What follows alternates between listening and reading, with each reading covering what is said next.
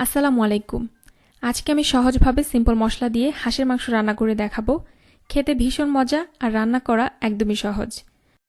দেখে নিন রেসিপিটি। কড়াইতে 1/3 কাপ তেল দিয়ে দিচ্ছি। হাঁসের মাংস থেকে অনেক তেল বের হবে, তাই বেশি তেল দিব না। তেল মোটামুটি গরম হওয়ার পর 2টা তেজপাতা, এলাচ 10টি, দারচিনি 4 টুকরা,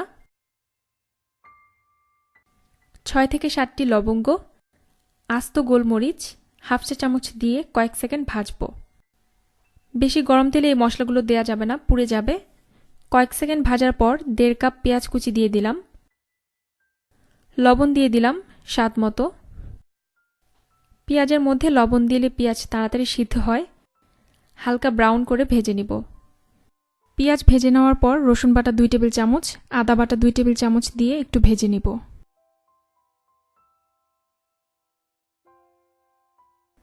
গুঁড়া মশলা দেওয়ার আগে মশলাগুলো যেন পুড়ে না যায়, তাই সামান্য পরিমাণ পানি দিয়ে দিচ্ছি।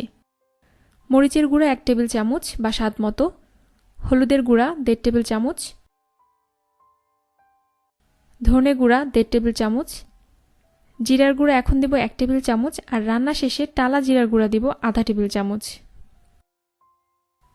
চুলার আঁচ মিডিয়াম হাই হিটে রেখে মশলা কষিয়ে নিব।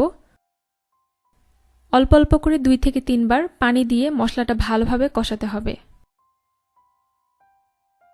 যখন মশলার উপর তেল ভেসে উঠবে তখন বুঝতে হবে মশলা কষানো হয়ে গিয়েছে।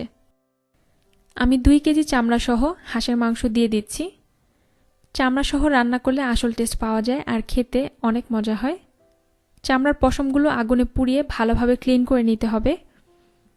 আর আমি যে হাঁসটা নিয়েছি চামড়া খুব ভালোভাবে পরিষ্কার করাই ছিল, তাই আমার পোড়ানোর প্রয়োজন হয়নি। আর মাংসটা অবশ্যই কুসুম গরম পানি দিয়ে ভালোভাবে ধুয়ে নেবেন, তাহলে হাঁসের মাংসের গন্ধটা চলে যাবে। আমি এখন কোনো পানি দিব না, মাংস থেকে যথেষ্ট পরিমাণে পানি বের হবে। চুলা মিডিয়াম হিটে রেখে ঢাকনা দিয়ে ঢেকে 40 মিনিট মাংস কষিয়ে নিব।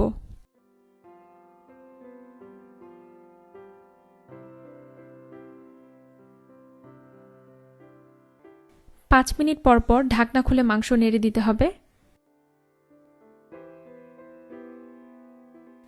দেখতে পাচ্ছেন মাংস থেকে পানি বের হয়েছে। এই পানিতেই মাংস অর্ধেক সিদ্ধ হয়ে যাবে। আস্তে আস্তে পানিও শুকিয়ে যাবে আর মাংসও কষানো হয়ে যাবে। যত ভালো করে আপনি মাংস কষাবেন, মাংসের টেস্ট আরও ভালো হবে। তেল উপরে ভেসে উঠেছে। কষানোর সময় হাঁসের চামড়া থেকেও অনেক তেল বের হয়। এখন মাংস সিদ্ধ হওয়ার জন্য গরম পানি দিয়ে দিচ্ছি 2.5 কাপ। মাংস একটু চেক করে দেখবেন কতটুকু সিদ্ধ হয়েছে, সেটার উপর নির্ভর করবে পানির পরিমাণটা। আমি চেক করে দেখেছি, আমার কাছে মনে হচ্ছে 2.5 কাপ পানিতেই সিদ্ধ হয়ে যাবে। আর অবশ্যই গরম পানি দিবেন, তাহলে মাংসটা তাড়াতাড়ি সিদ্ধ হবে। চুলা মিডিয়াম লো হিটে রেখে ঢেকে রান্না করব সিদ্ধ হওয়া পর্যন্ত।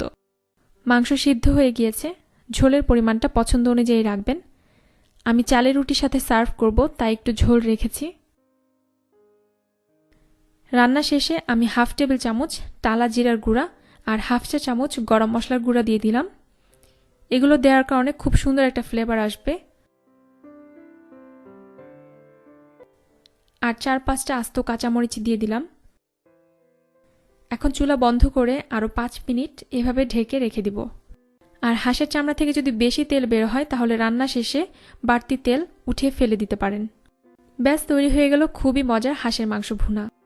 আশা করি আমার রেসিপিটি আপনাদের কাছে ভালো লেগেছে। ভালো লেগে থাকলে আমার চ্যানেলটি সাবস্ক্রাইব করবেন, ভিডিওটি লাইক, কমেন্ট, শেয়ার করতে ভুলবেন না। সবাই ভালো থাকবেন। আল্লাহ হাফেজ।